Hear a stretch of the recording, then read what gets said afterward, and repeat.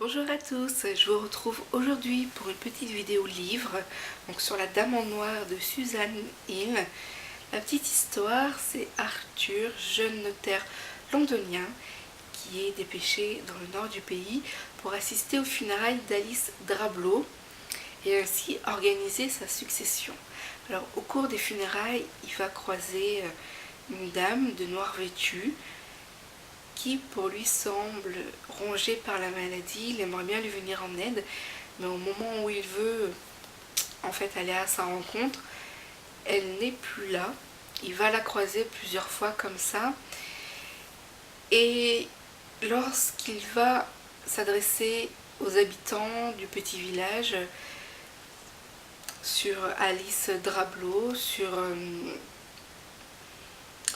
le manoir où elle vivait, voilà, sur tout plein d'événements, les gens vont se détourner de lui, ils ne vont pas lui répondre, ils semblent tous effrayés, et donc il y a quelque chose de mystérieux qui plane sur ce village, sur ce manoir, sur cette personne, et il n'a pas d'autre choix, il doit se débrouiller tout seul pour pouvoir aller jusqu'au bout de sa mission. Et il va aller de surprise en surprise et pas franchement positif. Il va flipper et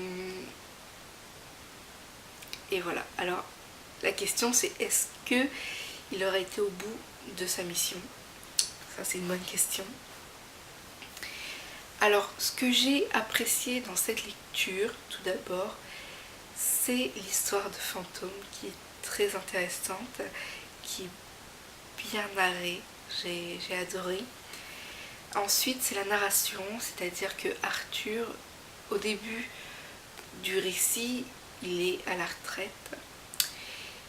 Je vous passe les détails de toute cette scène. Et puis pour des raisons propres à lui, qu'il juge très importantes, il va en fait narrer sa rencontre avec la Dame en Noir pour obtenir une sorte de mémoire, de journal intime. Et au moment où il couche les mots en fait sur papier, on découvre en même temps la rencontre avec ce fantôme.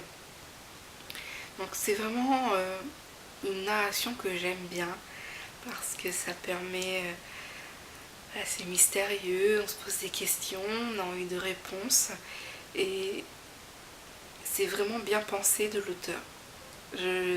Ça ajoute un peu de profondeur à l'histoire elle-même.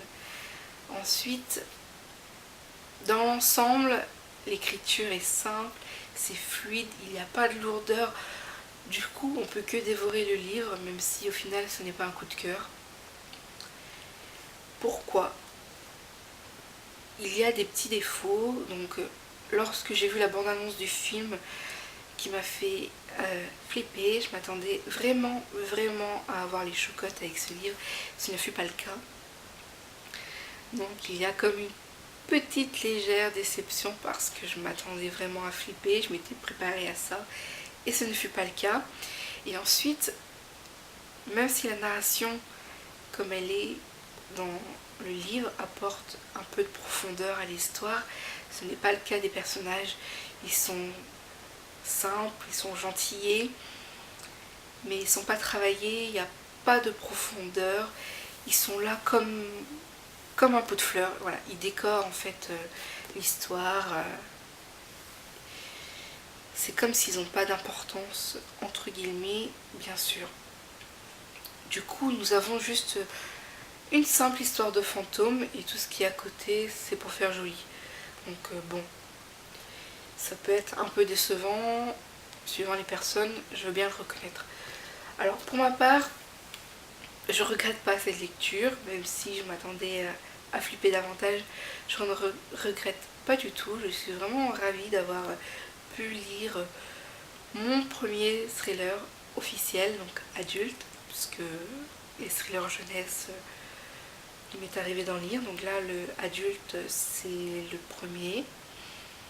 C'est une bonne expérience, je suis ravie de cette découverte et je pense que je vais tenter d'autres aventures. Alors, si vous n'attendez rien du tout de cette histoire.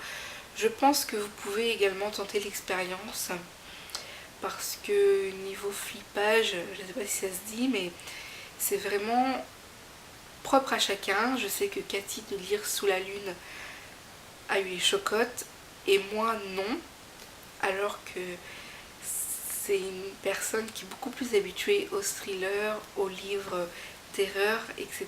Et moi non. Donc c'est vrai que j'avais beaucoup d'appréhension, beaucoup de crainte. Et au final, c'était pas nécessaire. Donc si ce livre vous tente, moi je vous dis foncez.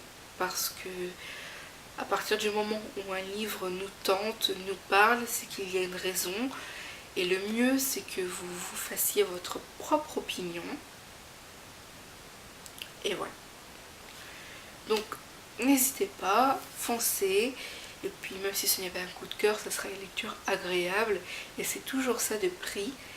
En tout cas, j'ai bien envie de voir l'adaptation maintenant. Bon, je pense qu'elle n'est plus à l'affiche, mais je me louerai bien le DVD quand je pourrai.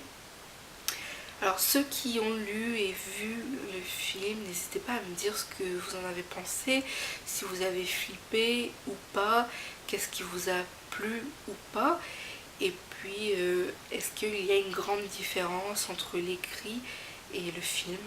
Voilà, donc voilà. N'hésitez pas à venir vers moi pour des retours, et puis c'est avec plaisir que j'en discuterai avec vous. Je vous retrouve très vite pour de nouvelles vidéos. N'hésitez pas à passer voir la chronique si vous le souhaitez. Et puis je vous fais de gros bisous. Ciao.